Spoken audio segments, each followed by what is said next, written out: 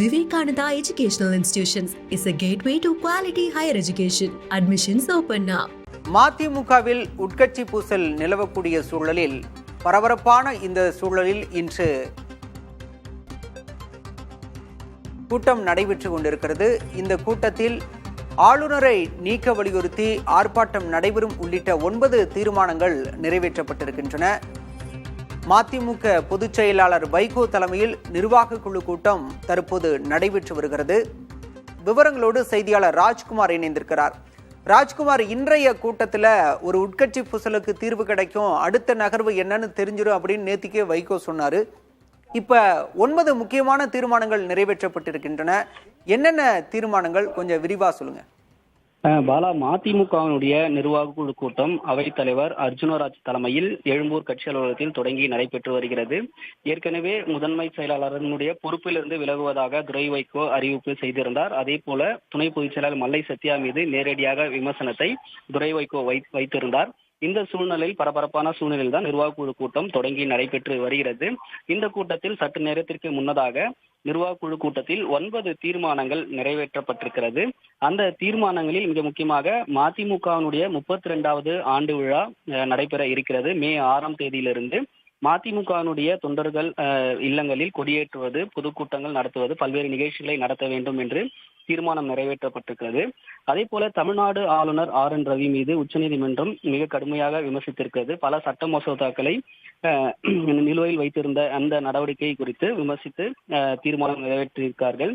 எனவே ஏப்ரல் 26ஆம் தேதி திருச்சி, மதுரை, கோவை உள்ளிட்ட இடங்களில் ஆளுநர் RN ரவியை கண்டித்து ஆர்ப்பாட்டம் நடத்த வேண்டும் என்று தீர்மானத்தை நிறைவேற்றியிருக்கிறார்கள். தொடர்ந்து வக்ஃபு சட்ட திருத்த மசோதாவை நாடாளுமன்றத்தில் நிறைவேற்றியிருக்கிறார்கள். மத்திய அரசு அதை திரும்ப பெறக்கூடிய வகையில் தொடர்ச்சியாக பல்வேறு இயக்கங்களை மதச்சார்பற்ற ஜனநாயக முற்போக்கு சக்திகளுடன் இணைந்து மதிமுக நடத்த வேண்டும் என்ற தீர்மானம் போடப்பட்டிருக்கிறது. இப்படி முக்கியமாக ஒரு 9 தீர்மானங்கள் போடப்பட்டிருக்கிறது. ஏற்கனவே குறிப்பிட்டது போன்று இந்த நிர்வாக குழு கூட்டத்தில் பல்வேறு நடவடிக்கைகள் விவாதிப்பதாக தெரிவித்திருந்தார்கள். அரசியல் நடவடிக்கை, கட்சி பணிகள் குறித்து. அதை ஒட்டி தற்போது இந்த தீர்மானங்கள் நிறைவேற்றியிருக்கிறார்கள். தொடர்ந்து இந்த உட்கட்சி விவகாரம் குறித்தும் விவாதிக்க இருக்கிறார்கள். மாநில நிர்வாகிகள், மாவட்ட செயலாளர்கள் உள்ளிட்ட 110க்கும் மேற்பட்டோர் பங்கேற்றிருக்கிறார்கள். இதில் தற்போது உட்கட்சி விவகாரம், அதாவது முதன்மை செயலாளர் பொறுப்புகளிலிருந்து விலகுவதாக அறிவிப்பு செய்திருக்கக்கூடிய நிலையில் அதை திரும்ப பெற வேண்டும் என்று ஏற்கனவே வலியுறுத்தியிருக்கிறார்கள். எனவே இந்த விவகாரம் மல்லை சத்யா மற்றும் துரை வைகோனுடைய அந்த மோதல் போக்கு குறித்தும் மாநில நிர்வாகிகள் விவாதிக்க இருக்கிறார்கள். அதற்கு பின்னதாக இந்த விவகாரத்தில் என்ன நடவடிக்கை எடுக்க இருக்கிறார்கள் என்று மதியம் நேரத்திற்கு பிறகு தெரிய வரும். பாலா, ராஜ்குமார், காட்சிகளில் பார்க்கின்ற போது இந்த நிர்வாக குழு கூட்டத்தில் துரை வைகோவும் மல்லை சத்யாவும் ஒரே மேடையில் அமர்ந்திருக்கிறதை பார்க்க முடிகிறது. இருவருக்கும் இல்லான மனக்கசப்பு தான் உட்கட்சி பூசலாக வெடித்திருந்தது. தற்போது இவர்களிடையே சமாதானம் ஏற்பட்டிருக்கிறதா, அல்லது கூட்டம் அந்த நடைமுறைக்காக அவர்கள் ஒரே மேடையில் அமர்ந்திருக்கிறார்களா? அதே போல இந்த தற்போது வெளியிடப்பட்டுள்ள அறிக்கையில் முதன்மை செயலாளர் துரை வைகோ என குறிப்பிடப்பட்டிருக்கிறது. அப்படியானால் அந்த பொறுப்பிலிருந்து அவர் இன்னும் விலகவில்லையா? அவருடைய ராஜினாமாவை ஏற்கவில்லையா கட்சி தலைமை?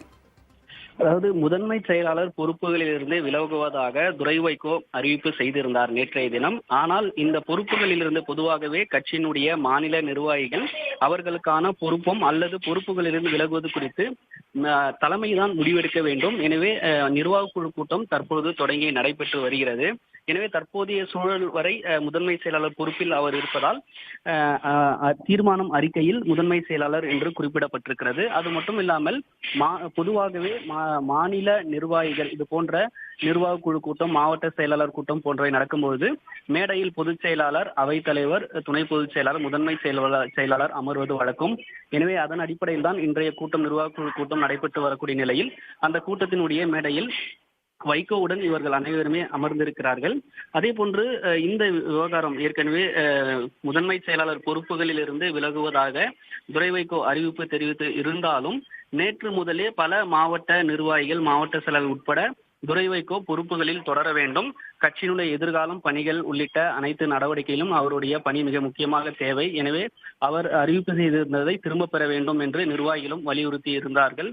மேலும் தலைமை நேற்று தெரிவிக்கும் பொழுது இது குறித்து இன்று நிர்வாக குழு கூட்டத்தில் விரிவாக ஆலோசனை செய்வோம் என்று தெரிவித்திருந்தார்கள்.